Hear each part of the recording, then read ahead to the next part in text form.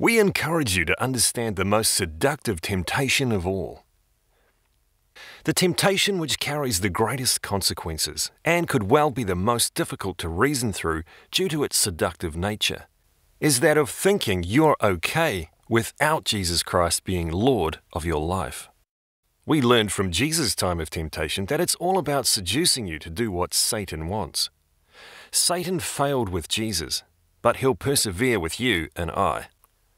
He wants you to discard the idea that God who created you is worthy of your life's affection, obedience, loyalty, and worship. Consider Jesus. He was rejected by men, but in the sight of God, chosen and precious. In the original Greek language used here in the Bible, rejected means to examine, then disapprove of. The world's fatal error of disapproving of the one God accepted does not have to be your failing also. Jesus explained by parable the seductive nature of wealth and our attitude towards God.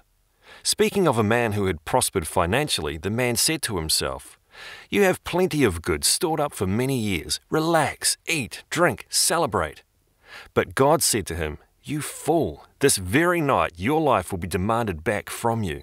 So it is with the one who stores up riches for himself, but is not rich toward God."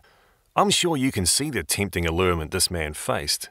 His love for the false and often blinding security which wealth offers had blinded him to the eternal reality of God and his own soul. In spite of what we may feel, the reality is that whoever trusts in his riches will fall. In Luke 16, Jesus tells of a rich man who died without any relationship with God. Finding himself in the torment of hell, he asks if someone could go back to my father's house, for I have 5 brothers, so that he may warn them lest they also come into this place of torment. The seductive trap of thinking you don't need Jesus Christ is that you are not only responsible for your life of disbelief, but you don't go back to put it right. You can't negotiate a second chance. You can't even arrange for anyone to go warn your family to ignore your example. This is why thinking you don't need Christ as your Lord and Savior is the most lethal of all temptations.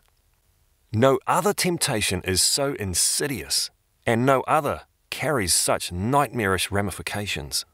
In Matthew, Jesus pictured the difficulty of turning in faith to Jesus like this: "Enter by the narrow gate, for the gate is wide and the way is easy that leads to destruction, and those who enter by it are many.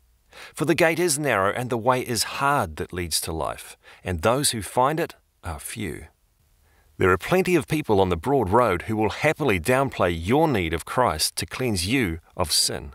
Those who will lightheartedly excuse away that Jesus could be of any eternal benefit. Speaking from personal experience, we can testify that Jesus' words are absolutely true and trustworthy. "Come to me, all who labor and are heavy laden, and I will give you rest. Take my yoke upon you and learn from me, for I am gentle and lowly in heart, and you will find rest for your souls. For my yoke is easy and my burden is light." Today we ask you to ensure that you understand the most seductive temptation of all, and that Christ is the answer. For everyone who calls on the name of the Lord will be saved.